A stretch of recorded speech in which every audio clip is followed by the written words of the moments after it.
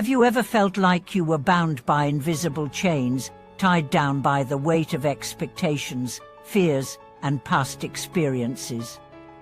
Why is it that even when everything seems fine on the surface, our hearts often feel caged? Then more importantly, is there a way to break free and return to a life of true inner freedom? Welcome back to the channel.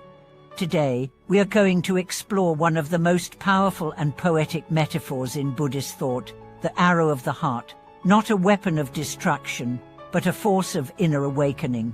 This heart arrow doesn't aim outward, it turns inward, piercing through the illusions that bind us to suffering and delusion. We will walk together through the layers of bondage, the triple shackles that keep us from knowing who we truly are, and reveal how the single-pointed insight of the awakened heart can break them all. The original teaching speaks of three shackles: desire, anger, and ignorance. These aren't abstract or philosophical enemies, they are deeply personal forces we meet every day. They cloud our minds, narrow our vision, and make us forget the spacious, luminous nature of consciousness. Like chains forged in fire and worn for years, they grow so familiar we hardly recognize them as prisons. But the heart arrow is forged differently. It is made of mindfulness, sharpened by wisdom and released by compassion. And when it flies, it doesn't miss. So what are these three shackles, really? And how can we aim our inner arrow to pierce through them? Let's begin with the first shackle, desire. In its simplest form, desire is wanting. Wanting pleasure, comfort, approval, success. At first glance, this doesn't seem like a problem. Isn't it natural to want good things in life? But Buddhist psychology goes deeper. The issue isn't the object of desire, but the grasping.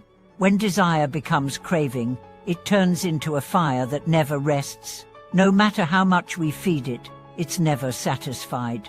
A new phone, a bigger house, more praise, they bring a moment of pleasure, but soon the hunger returns, more intense than before.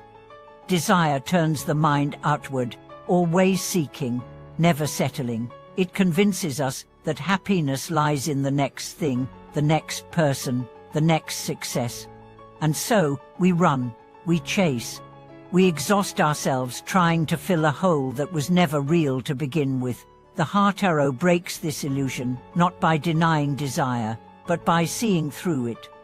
It asks a radical question: what if what I seek is already here, within me? What if fulfillment doesn't come from adding, but from letting go? This is not just theory. There are countless stories of practitioners who, upon deeply examining their desires, found them to be shadows. One teacher once said, "I thought I wanted freedom, but I was already free. I just didn't know how to stop running." This is the first strike of the arrow to land squarely in the restless heart and reveal its still center. The second shackle is anger. Unlike desire, which pulls us toward, anger pushes us away. It arises when our expectations are not met, when we are hurt, when we feel wounded. Anger has a seductive clarity to it. It gives us a sense of righteousness, power, even control. But like fire, it burns not only its target, but the vessel that holds it. Anger tightens the heart. It narrows the field of compassion. In anger, we forget our common humanity. We forget that the person we blame is suffering too. And most tragically, we forget ourselves, our calm, our clarity, our capacity to respond with love. The heart arrow here is forged from patience and understanding. It does not suppress anger, it meets it with a question: what pain lies beneath this fire? What unspoken fear or wound is crying out through this heat? When we trace anger back to its roots, we often find sorrow, a feeling of being unseen, a story of betrayal, an unhealed wound. When we hold that pain gently, instead of reacting violently, the arrow flies again, straight through the illusion that anyone is our enemy. The moment we stop seeing others as obstacles to our happiness, the heart expands, the chain loosens. Then there is the third shackle, ignorance. This is the most subtle and the most binding of the three. Ignorance is not a lack of information, it's a deep forgetting of our true nature. It is the veil that makes us mistake the temporary for the eternal, the constructed self for the real one. Ignorance is the root of all delusion. It tells us, you are separate, you are alone, you must struggle to survive. It builds the walls of ego and fear, then hides the key. The heart arrow against ignorance is forged from direct insight. Meditation is the bow, silence is the string. The practice of simply observing the mind, its movements, its stories, its habitual reactions, is what draws the arrow back. And in a moment of clear seeing, the arrow is released.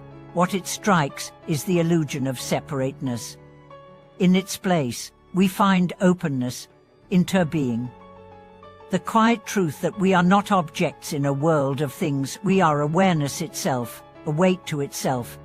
This is the most beautiful part of the journey, the realization that the arrow and the target were never separate. The mind that seeks freedom is itself the field in which freedom dawns. The heart that longs for peace is already whole, already home.